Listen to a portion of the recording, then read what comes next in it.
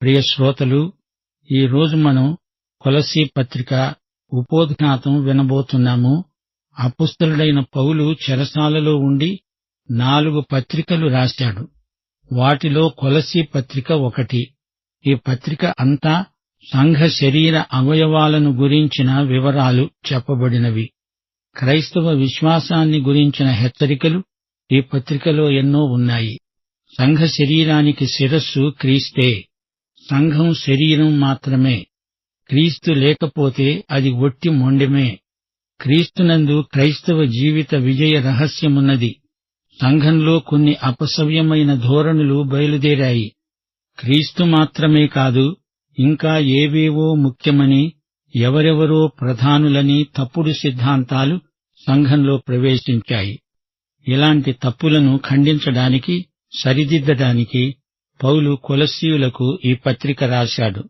కొలస్సీ పట్టణం చిన్న ఆసియాలో ఉంది. అక్కడి సంఘాన్ని ఉద్దేశించి రాసిన పత్రిక ఇది. అయినా ఇందులోని సత్యాలు కాలదోషం పట్టనివి. అన్ని కాలాలలో విశ్వాసులందరికీ వర్తించే సందేశం ఇందులో ఉంది. రోము చెరసాలలో ఉండి పౌలు ఈ పత్రిక రాశాడు. ఈ పట్టణాన్ని పౌలు ఎన్నడూ సందర్శించి ఉండలేదు.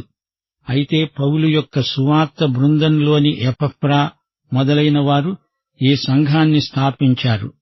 మతాలన్నీ ఒకటే. ప్రతి మతంలోని మంచిని తీసుకుని దాన్ని క్రైస్తవంతో కలిపేస్తే సరిపోతుంది. ఇది వీరి వేదాంతం. అన్య మతాల ఆలోచనలు, సమకాలీన తత్వజ్ఞానము అంతా తెచ్చి కలగలుపు చేసే బోధకులు బయలుదేరారు. మనకు క్రీస్తు చాలు అనేదే పౌలు సందేశం. కొలస్సీ పత్రిక 2వ అధ్యాయం 9-10 వచనాలు, దేవత్వము యొక్క సర్వ పరిపూర్ణత శరీరముగా క్రీస్తునందు నివసిస్తున్నది. ఆయన యందు మీరు సంపూర్ణులై ఉన్నారు. ఆయన సమస్త ప్రధానులకు, అధికారులకు శిరస్సై ఉన్నాడు. ఈ పత్రికలో మనము కలుసుకునే వ్యక్తులు పౌలు, తిమోతి, తుకికు, ఒనేసిము, అరిస్తార్కు, మార్కు, ఎపఫ్రా. ఈ పత్రికలలో పేర్కొనబడిన 2 స్థలాలున్నాయి, కొలస్సీ, లవొదికయ్య. ప్రియ శ్రోతలు, ఈ పత్రికలోని క్రీస్తు చిత్రపటం ఎంతో ఆకర్షణీయమైనది. క్రీస్తే సర్వప్రధాని. ఆయనదే సర్వాధికారం. ఆయనకు పైన మరెవరూ లేరు. ఈ పత్రికలో ఎఫెసీ పత్రికలోని లక్షణాలు కొన్ని కానవస్తాయి. ఈ 2 పత్రికలు ఇంచుమించు ఒకే సమయంలో రాయబడినాయి. అయితే ఇది ప్రత్యేక సందేశం. ఈ పత్రికలో మరో విశేషముంది. మొదటి 2 అధ్యాయాలలో క్రీస్తు మన కోసం ఏమి చేశాడో రాయబడింది. 3-4 అధ్యాయాలలో క్రైస్తవ విశ్వాసులు ఏమి చెయ్యాలో చెప్పబడింది. క్రీస్తు మన పాపానికి తన రక్తాన్ని వెలగా చెల్లించాడు. మనలను దేవునితో సమాధానపరిచాడు. క్రీస్తు మన జీవితాలకు తానే ఒక మాదిరి అయ్యాడు. ఆయనను పోలి నడుచుకోవడానికి, ఎదగడానికి మనకు కావలసిన శక్తిని ప్రసాదిస్తున్నాడు. క్రీస్తే దేవుని స్వరూపం. దేవత్వము సంపూర్ణముగా క్రీస్తునందు నివసిస్తుంది. ఆయన రూపానికి మనం క్రమేణా మారుతుంటాము. మన జీవితాలకు ఆయనే ప్రభువు. సంఘ శరీరానికి క్రీస్తే శిరస్సు. క్రీస్తుకు విశ్వాసికి ఉన్న ఈ అవినాభావ సంబంధాన్ని మనం దినదినము పెంపొందించుకోవాలి, పెంచుకోవాలి. యేసుక్రీస్తే దేవుడు. దేవుడే శరీరము ధరించి వచ్చాడు. ఆయన సమస్త సృష్టికి ప్రభువు. నూతన సృష్టికి కూడా ఆయనే ప్రభువు. అదృశ్యుడైన దేవునికి దృశ్యమాన రూపమే యేసుక్రీస్తు. ఆయన నిత్యుడు, సర్వజ్ఞుడు, సర్వశక్తిమంతుడు, తండ్రితో సమానుడు. ఆయన సమస్తమునకు పైగా ఉన్నాడు. అందుచేత మన జీవితాలు క్రీస్తు కేంద్రితమై ఉన్నాయి. క్రీస్తుతో మనకున్న సంబంధం ఎంతో సన్నిహితమైనది. ఆయన కోరికలే మన కోరికలు, ఆయన ఆశలే మన ఆశలు. సంఘానికి శిరస్సు క్రీస్తే. క్రీస్తే దేవుడు. సంఘం అంటే ఆయన విశ్వాసుల సముదాయమే. క్రీస్తే సంఘానికి పునాది. ఆయనే సంఘానికి ఏకైక నాయకుడు. అన్నిటిలో ఆయనకే ప్రాముఖ్యం కలగాలి. మన తలంపులలో, మన క్రియలలో ఆయనదే ప్రథమ స్థానం. యేసును శిరస్సుగా అంగీకరించిన వారు ఆయన నాయకత్వానికి పూర్తిగా లోబడాలి. మన తలంపులను, చర్యలను నడిపించేవాడు ఆయనే. క్రీస్తుకు అన్ని విధాలా లోబడాలి. క్రీస్తుకు చెందిన ప్రథమ స్థానం ఆయనకే ప్రత్యేకం. దాన్ని ఎవరూ దురాక్రమణ చేయకూడదు. మన జీవితాలు క్రీస్తుతో పూర్తిగా సంయుక్తపరచబడినవి. నీ పాపాలు క్షమించబడినవి. మనమందరము దేవునితో సమాధానపరచబడి ఉన్నాము. ఈ విధంగా క్రీస్తుతో సమైక్యమై సంయుక్తపరచబడ్డాము. ఈ సమైక్యత ఎన్నటికీ తెగదెంపులు కాదు. క్రీస్తుతో మన సంయుక్తత మన విశ్వాసానికి సంబంధించింది. మనం ఆయన మరణంతో, పునరుత్థాన ఆరోహణములతో సంపూర్ణ సంయుక్తత గలవారమై ఆనందిస్తున్నాము. దేవునికి మనకు మధ్య ఎడతెగని సంబంధ సహవాసాలున్నాయి. విశ్వాసులందరూ ఈ విధంగా సంయుక్తపరచబడతారు. ఈ పత్రికలో మరో ప్రాముఖ్య సత్యమున్నది. కృపను కాదని మనుష్యులు అదనంగా కొన్ని నియమాలు కల్పించి బోధిస్తున్నారు. ఇది కేవలం కృపకు విరుద్ధం, వ్యతిరేకం. కొన్ని ఆచారాలు పాటిస్తే ఎక్కువ భక్తి వస్తుందని వీరు బోధించారు. అతీత శక్తులు తమకున్నాయని ప్రజలను మభ్యపెట్టారు. ఈ విధంగా వారిలో ఆధ్యాత్మిక గర్వం ఎక్కువ కాజొచ్చింది. పౌలు ఈ బోధలను ఖండిస్తున్నాడు. మన సొంత అభిప్రాయాలు కాదు, క్రీస్తు మనసు కలిగి ఆలోచించాలి. అంతేకాని మన ఆలోచనలను బట్టి దేవుని వాక్యాన్ని మలుచుకోకూడదు. ఇంకా లోతైన అనుభవాల కోసం క్రీస్తుకు బయట వెతకకూడదు. అన్నిటికీ క్రీస్తు చాలు. ఎవరో చెప్పింది, ఏదో శాఖ తెచ్చిన కొత్త బోధ మనలను పెడత్రోవ పట్టించినప్పుడు మనం నిరోధించాలి. క్రీస్తే మన నిరీక్షణ, క్రీస్తే మన విజ్ఞాన సర్వస్వం. ప్రియ శ్రోతలు, కొలసీ పత్రికలోని సందేశం అన్ని కాలాలలో విశ్వాసులందరికీ వర్తిస్తుంది. గమనించండి, ఎఫెసు పట్టణానికి 150 కిలోమీటర్ల దూరంలో 3 ప్రాముఖ్యమైన పట్టణాలున్నాయి: లవొదికయ, హిరాపోలిస్, కొలస్సీ.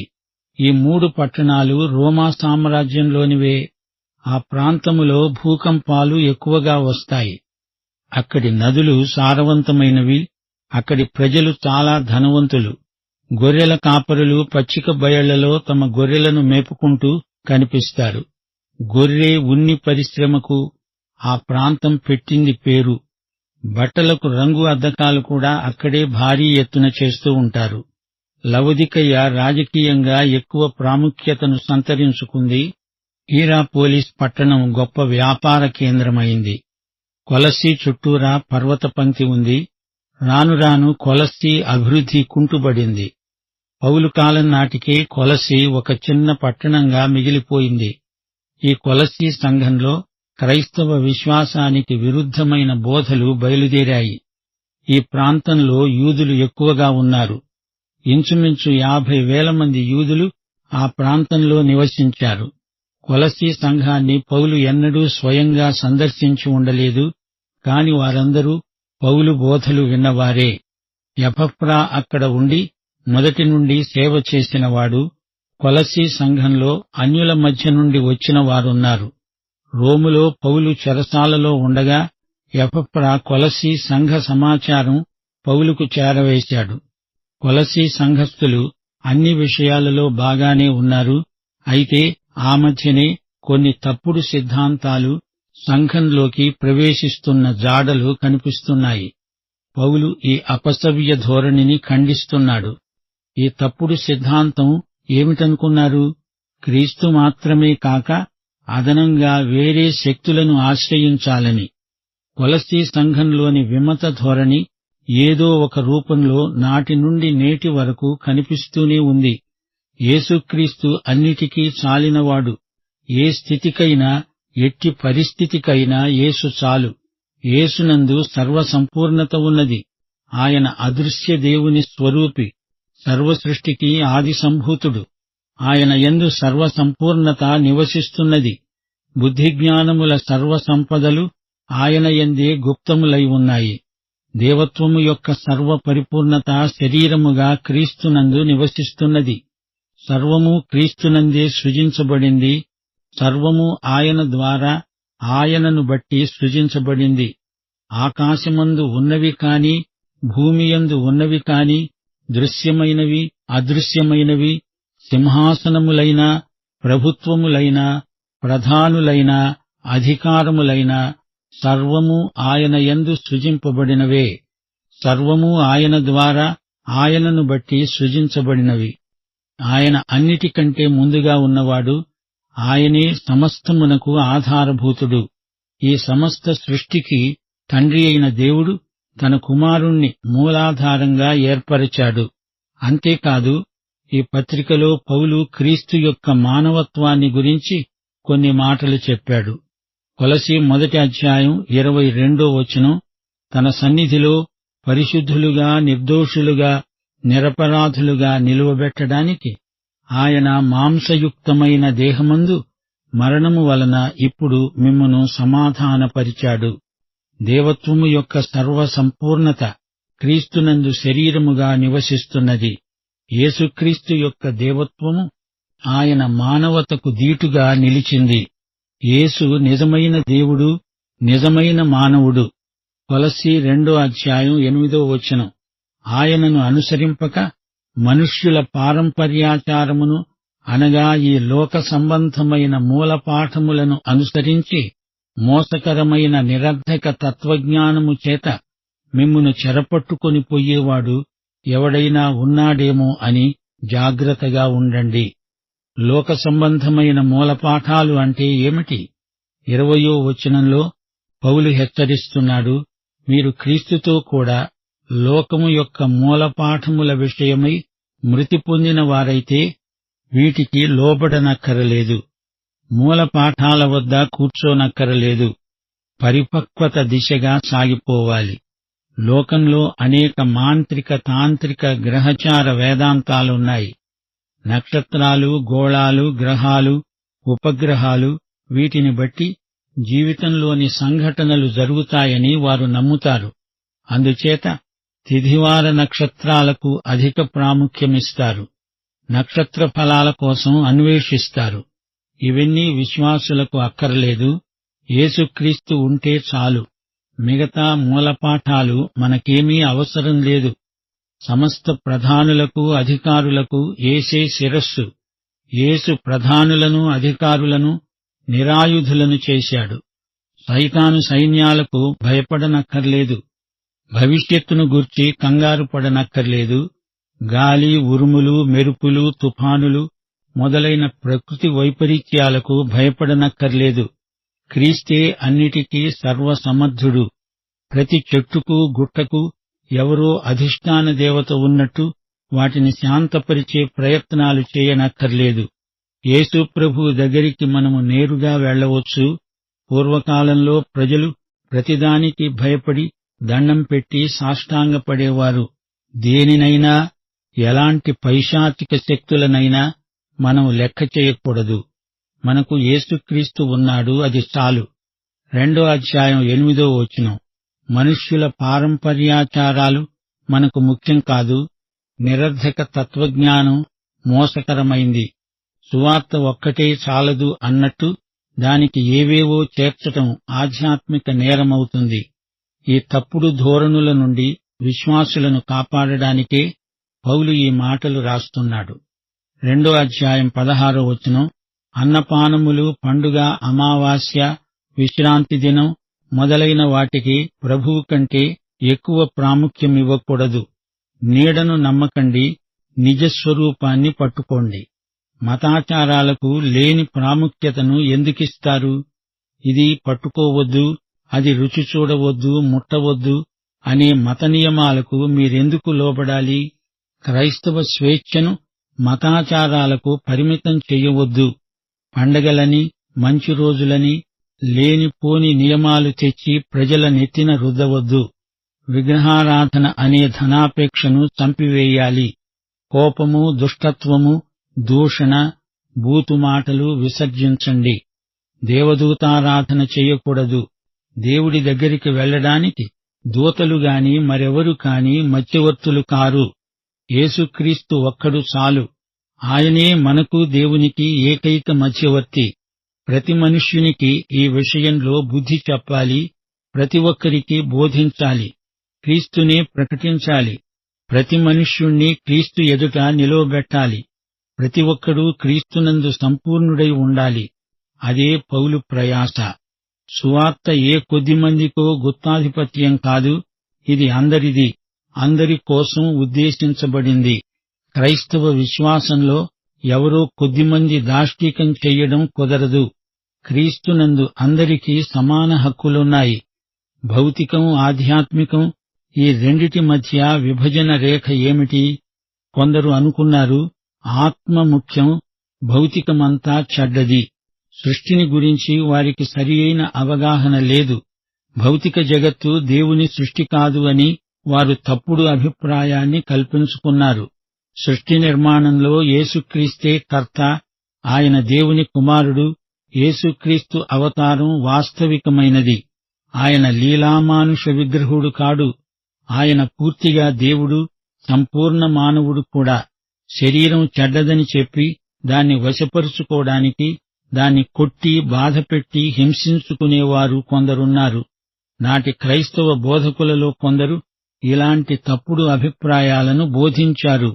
పౌలు ఇలాంటి విమత ధోరణులను ఖండించాడు. యూదుల పండగలను యథాతథంగా క్రైస్తవంలోకి తేవాలని కొందరు ప్రయత్నించారు.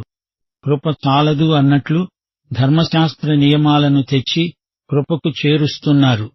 క్రైస్తవాన్ని ఒక వేదాంత సిద్ధాంతానికి మారుస్తున్నారు. పౌలు ఇలాంటి ధోరణులను నిర్ద్వంద్వంగా ఖండించాడు. కొలసీ పత్రికలో పౌలు ఎన్నో ఆధ్యాత్మిక సంగతులు బోధించాడు. ఈ పత్రికలో క్రీస్తు వ్యక్తిత్వము యొక్క సమగ్ర చిత్రణ ఉన్నది. శోధింపశక్యము కాని క్రీస్తు మహిమైశ్వర్యాన్ని పౌలు మనతో పంచుకుంటున్నాడు. ఇందులోని కొన్ని ప్రాతిపదిక సత్యాలు మిగతా పత్రికలలో కూడా కానవస్తాయి. 1 కొరింథీ 8:6 ఆకాశమందైనా భూమి మీదనైనా దేవతలనబడినవి ఉన్నా మనకు ఒక్కడే దేవుడున్నాడు. ఆయన తండ్రి. ఆయన నుండి సమస్తమూ కలిగింది. ఆయన నిమిత్తమే మనమున్నాము. మనకు ప్రభువు ఒక్కడే, ఆయన యేసుక్రీస్తు.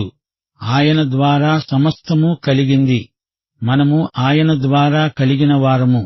ఈ మాటలే కొలసీ పత్రిక సారాంశం. ఈ పత్రిక రాసిన పౌలు పరిశుద్ధాత్మ నడుపుదలను బట్టి ఇన్ని గూఢమైన సత్యాలు రాయగలిగాడు. కొలసీ ఒక మామూలు పట్టణం. అక్కడ సంఘము అంత పెద్దదేమీ కాదు. గాని ఈ సంఘాన్ని ఉద్దేశించి పౌలు ఇంత గొప్ప పత్రిక రాయడం విశేషం.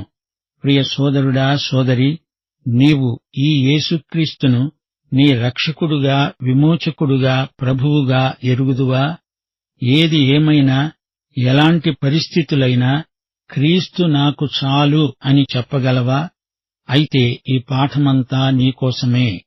ప్రభువైన యేసుక్రీస్తు వారి కృప, తండ్రి అయిన దేవుని ప్రేమ, పరిశుద్ధాత్మ యొక్క అన్యోన్య సహవాసము మనకందరికీ నిత్యత్వము పర్యంతము తోడై ఉండునుగాక. ఆమేన్.